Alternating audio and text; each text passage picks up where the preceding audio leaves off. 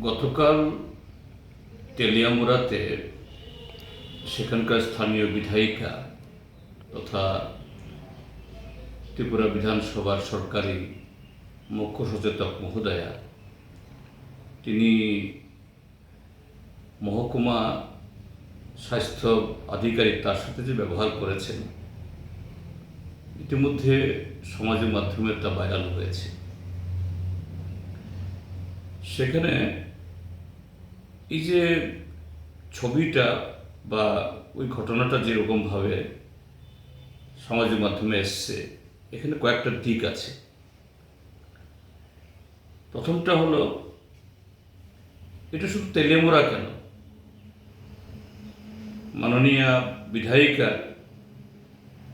যে সেখানে স্বাস্থ্য আধিকারিকের সাথে যে কথাবার্তা পদ্ধতি গোটা ত্রিপুরা রাজ্যের স্বাস্থ্য ব্যবস্থার তার যে নগ্ন চিত্র, এটা শুধু আধিকারিকদের উপর দোষারোপ করে লাভ নেই। সেখানে রাজ্যের মধ্যে প্রথমত হলো স্বাস্থ্যকর্মীর অভাব, চিকিৎসকের অভাব, তার সাথে নার্স এবং আরও যারা এরকম স্বাস্থ্যকর্মী, যে মাঝে মধ্যে জাতীয় স্বাস্থ্য মিশনের প্রকল্পে দু একজন অস্থায়ীভাবে রিক্রুটমেন্ট করা ছাড়া স্থায়ীভাবে গত 8 বছরে এই শূন্য পদগুলোতে নতুন পদ সৃষ্টি হয়ইনি। সেখানে বহু পদের যে শূন্য পদ রয়েছে নিয়োগ হয়নি। তো স্বাভাবিকভাবেই সেখানে গোটা স্বাস্থ্য ব্যবস্থা একেবারে উপরতলা থেকে নিচুতলার মধ্যে স্বাস্থ্যকর্মীর অপ্রতুলতা, এই ক্ষেত্রেতে এই পরিষেবার যে একটা এই অবস্থা, এটা মাননীয় বিধায়িকার মুখ দিয়ে বেরিয়েছেন, আমার নতুন করে বলতে হবে না। এটা একটা দিক। দ্বিতীয় দিক হলো, কোনো আধিকারিক যদি তার এই কি বলে মানে ভূমিকার কারণে পরিষেবা ক্ষুণ্ণ হয়, পুরো ব্যবস্থা সেখানে ভেঙে পড়ে, অবশ্যই আধিকারিককে বলতে হবে।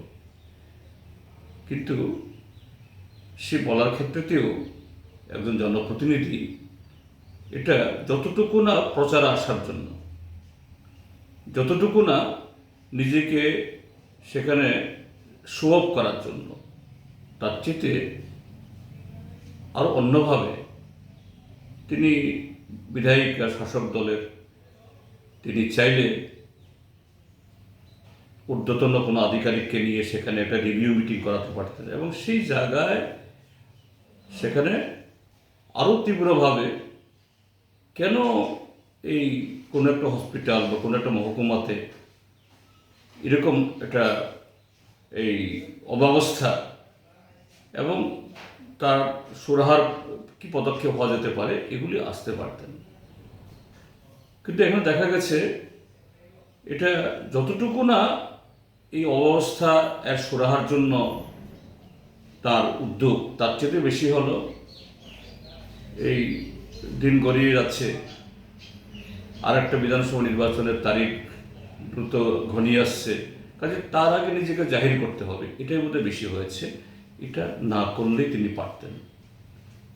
আর এইভাবে তিনি একেবারে এই সোশ্যাল মিডিয়ার লোকজন নিয়ে গিয়ে এটা প্রচারের জন্য যেভাবে এটা, তাহলে যতটুকু না ব্যবস্থার ওই মেরামত করার জন্য, তার চেয়ে বেশি হলো নিজেকে জাহির করার জন্য। এটা না করলে তিনি পারতেন। আমার তো দেখে মনে হয়েছে একজন মাননীয় বিধায়িকা, এটা তার পক্ষে, এবং আরও কতগুলো ভাষা প্রয়োগ করা হয়েছে ব্যক্তিগতভাবে। ঠিক আছে, সরকার আধিকারিক, তিনি যদি কর্তব্য গাফিলতি করেন বলতেই হবে, কিন্তু ওনাকে ব্যক্তিগতভাবে ওনার অ্যাবিউজ করা, কতগুলো শব্দ প্রয়োগ করা, এটাও তো একেবারে অনুচিত। এটা হওয়া উচিত না। এতে ওই কর্মচারী যিনি কাজে কর্মে নিষ্ঠাবান নন তাকে শুধরানোর চাইতে আরও বেশি বিগড়ানো হবে, এগুলো না হলে ভালো হতো।